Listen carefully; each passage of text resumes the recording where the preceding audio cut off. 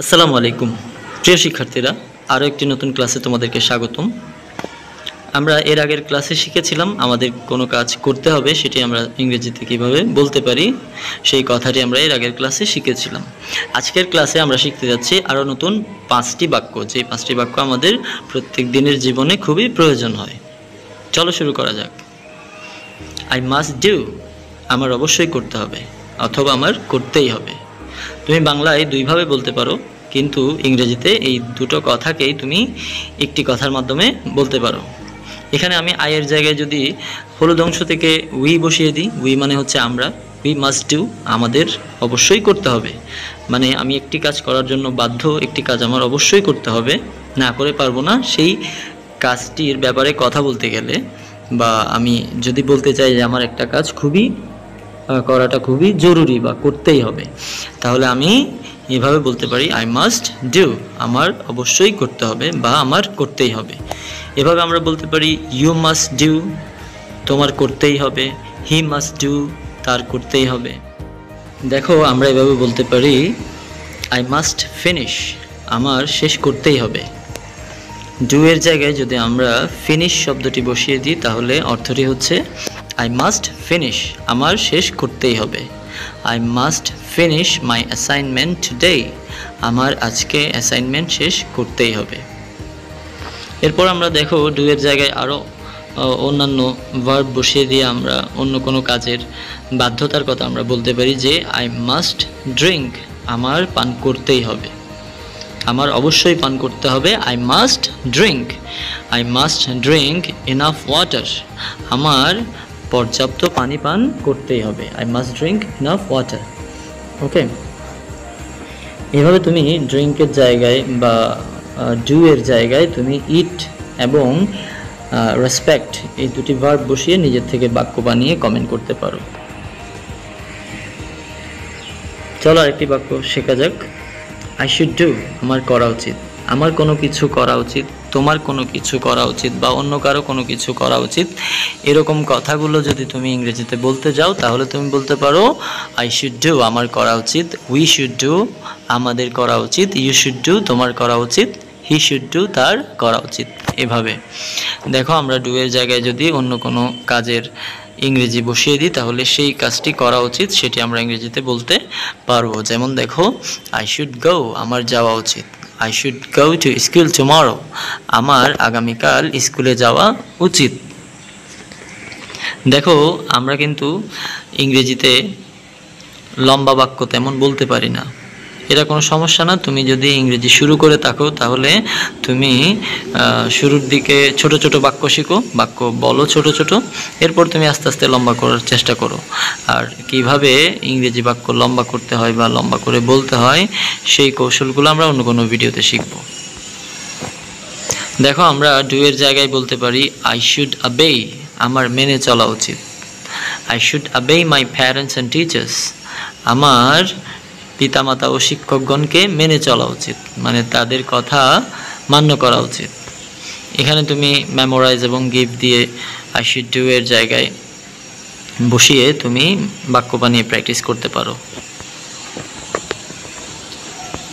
দেখো, তুমি যদি কোনো কাজ পারো, কোনো কিছু পারো, সেটি যদি তুমি বলতে যাও, তাহলে তুমি বলতে পারো আই ক্যান ডু, আমি করতে পারি। আই ক্যান ডু, আমি করতে পারি। এভাবে তুমি বলতে পারো ইউ ক্যান ডু, তুমি করতে পারো। হি ক্যান ডু, সে করতে পারে। শি ক্যান ডু, সে করতে পারে। চলো আমরা সামনের দিকে দেখি। আমরা ডু এর জায়গায় যদি রিড বসিয়ে দিই, তাহলে আমরা বলতে পারি আই ক্যান রিড, আমি পড়তে পারি। I can read English books, আমি ইংরেজি বই পড়তে পারি। অনুরূপভাবে তুমি যদি ডু এর জায়গায় ড্র বসিয়ে দাও, তাহলে বাক্যটি হবে আই ক্যান ড্র, আমি আঁকতে পারি। আই ক্যান ড্র ফ্লাওয়ার্স, আমি ফুল আঁকতে পারি। এভাবে তুমি সুইম এবং রাইট এই দুটি ভার্ব ডু এর জায়গায় বসিয়ে তুমি প্র্যাকটিস করতে পারো অথবা কমেন্ট করতে পারো। চলো একটি বাক্য দেখা যাক। তুমি এখন পারো না, আগে পারতে।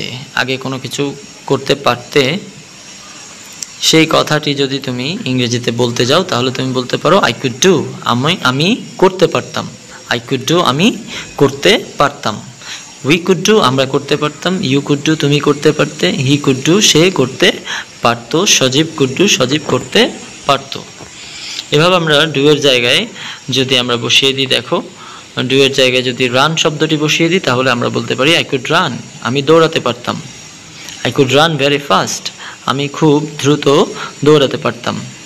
ধরো তোমার দাদু তোমাকে ছোটবেলার কথা বলছেন, তখন তোমাকে উনি ইংলিশে বলতে পারেন যে তোমার মতো থাকতে আমি খুব দ্রুত দৌড়াতে পারতাম ছোটবেলায়।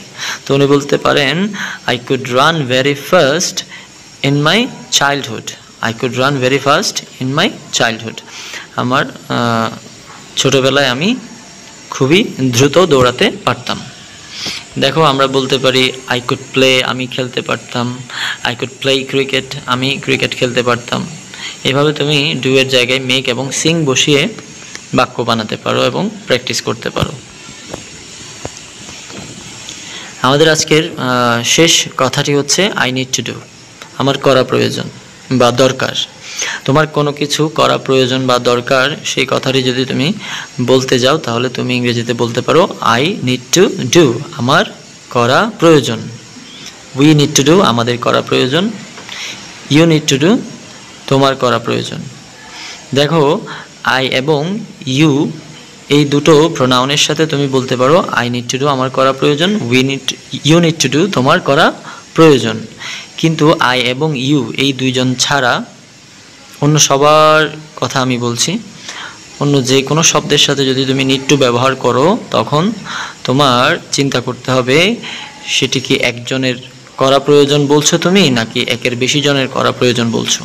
যদি একজনের কোনো কিছু করা প্রয়োজন তুমি বলতে চাও তাহলে নিডের সাথে একটি এস যুক্ত করে বলতে হবে, যেমন হি নিডস টু ডু, তার করা প্রয়োজন। হি মানে সে একজন, সেজন্য তুমি নিডের সাথে এস যুক্ত করবে। কিন্তু দেখো আই এবং ইউ, আই মানে আমি, ইউ মানে তুমি, এখানে আই দিয়ে একজন বোঝানোর পরও আমরা নিডের সাথে এস যুক্ত করছি না। সেজন্য আমি বলছি আই এবং ইউ ছাড়া বাকি অন্য যে কোনো শব্দের সাথে যখন তুমি নিড টু ব্যবহার করবে তখন তোমার মনে রাখতে হবে একজন হলে তুমি নিডস টু বলবে আর একের বেশি জন হলে তুমি নিড টু বলতে পারবে। যেমন they need to do, তাদের করা প্রয়োজন। এভাবে আমরা বলতে পারি I need to buy, আমার কেনা প্রয়োজন। I need to buy a new shirt, আমার একটি নতুন শার্ট কেনা প্রয়োজন। এভাবে তুমি বলতে পারো I need to sleep, আমার ঘুমানো প্রয়োজন। I need to sleep, আমার ঘুমানো প্রয়োজন। তুমি বলতে পারো I need to sleep 8 hours, আমার 8 ঘন্টা ঘুমানো প্রয়োজন। এভাবে ডু এর জায়গায় তুমি এক্সারসাইজ এবং প্ল্যান্ট এই দুটি শব্দ দিয়ে প্র্যাকটিস করতে পারো। আজকের ভিডিওটি দেখার জন্য তোমাকে ধন্যবাদ। দেখা হবে অন্য কোনো নতুন ভিডিওতে ইনশাআল্লাহ। আসসালামু আলাইকুম।